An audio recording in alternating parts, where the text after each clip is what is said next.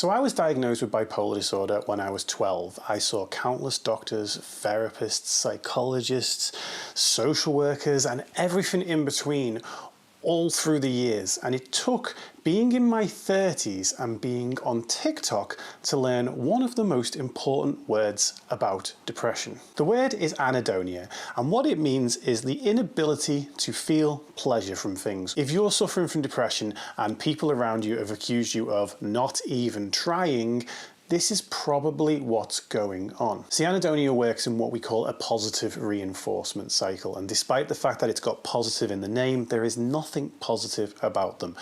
What it means is that each stage of the cycle impacts the next one in an upward way. So it makes it bigger, it makes it more positive, it makes it more. With depression and anhedonia, how this works is if a person is feeling depressed, then they get this anhedonia, they think they're not going to perceive pleasure with things, or they stop perceiving pleasure with things. That makes them then stop doing the things that are good for them. And when that person stops doing the things that are good for them, it sends them further into that depression. This cycle can continue on until the person is doing virtually nothing. And it might look to the outside that the person's not even trying, but in reality, they've probably tried doing the self-care things, the things they know they should be doing, and actually just experienced no pleasure from them. This is why I think it's so important that we have conversations about this word, because understanding that this is a symptom of depression changes absolutely everything. Ironically, in many situations, it's better to actually not think that the problem is us and the problem is the world. But in this situation, it's actually the exact opposite. Because what happens when we think that the problem is the thing doesn't work anymore, we put the emphasis onto the thing or the action, and then we stop doing the action. Because we stop doing the action, we then enter into this cycle. And that's the moment that this cycle really gets hold of you. And the way to break out of it is by first acknowledging the fact that the anhedonia is there. In this instance, we want to look at it and say, the reason I'm not experiencing pleasure from this thing is not because the thing is broken, it is because I am suffering from anhedonia. And the important thing to realize at this point is that the action that you are avoiding, pleasure isn't the only benefit that you would get from it. The anhedonia can stop you from feeling the pleasure, but it doesn't stop the fringe benefits of that action. Let's look at something like talking to a friend.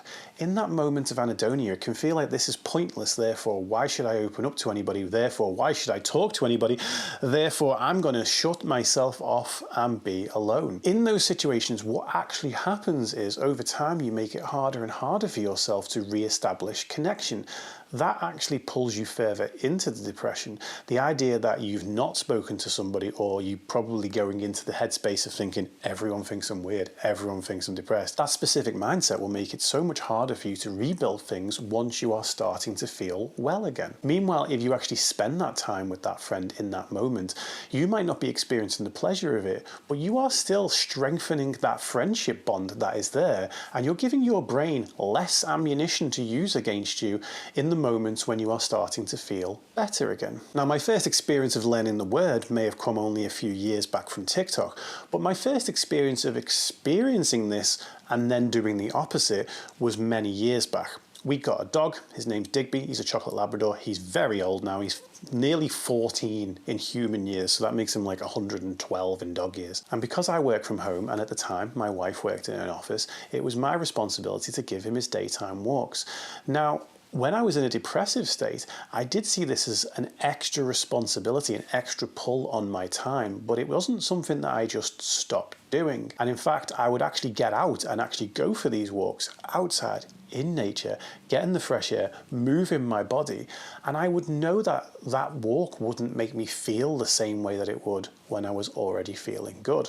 But at the end of the day, if nothing else, at least I could say to myself, I came through for my dog that day. Or if I wasn't saying that, at least I wasn't saying, you didn't come through for your dog today. But what was really important was how this built up over time, and I'd begun to be proud of myself for the fact that I was getting out there, making this responsibility, making sure I showed up for my dog even when I didn't feel like showing up for myself.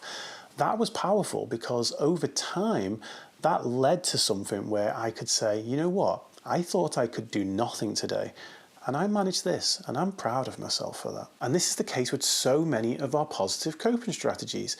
Going to the gym is a massive one for me, and I will avoid that place like the plague when I am feeling depressed. But actually, if I go out and do a little bit of a workout, and I'm not obsessed with it being as good as it is on one of my best days, yeah, I feel great for doing it afterwards. Well, great to stretch, but I feel accomplished for doing it. I feel proud of myself for doing it. But what's more, let's say that depressive period, that period of being in anhedonia lasts for a long time. If I'm still taking care of these things along the way, when I come out of that period of anhedonia, it's not going to feel like so much of an uphill battle.